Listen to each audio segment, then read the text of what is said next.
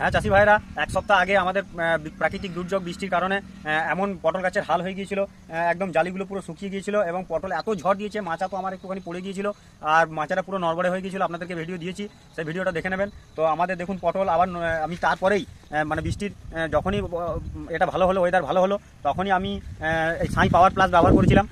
সাই power plus ব্যবহার করার পর আমার গাছের দেখুন নতুন করে ডগ ছেড়েছে এবং ফলগুলো দেখুন কত সুন্দর একটা চেহারা, মুড কত সুন্দর এসে গেছে।